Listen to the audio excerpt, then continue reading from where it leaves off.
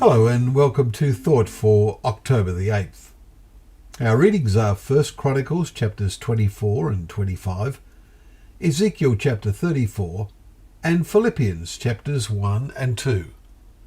And our thought is, for it is God who works in you.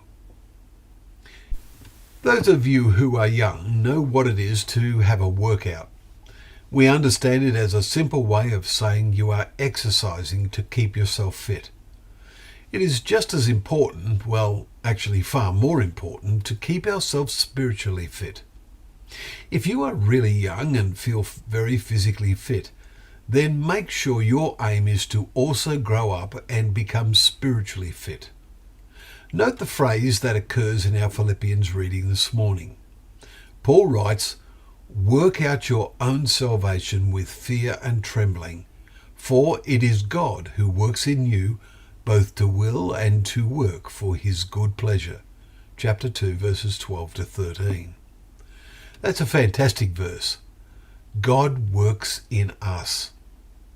But if we are not interested in him and do not meditate on his involvement in our lives, then we cannot expect him to watch over us in whatever workout we choose. If we choose to work out God's way, then we will be training ourselves to think and act in a Christ-like way. And then we will use our lives in some way every day to serve him.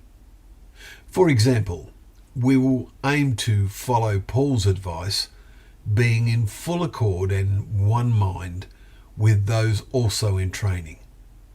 Do nothing from rivalry or conceit, counseled Paul, but in humility count others more significant than yourselves.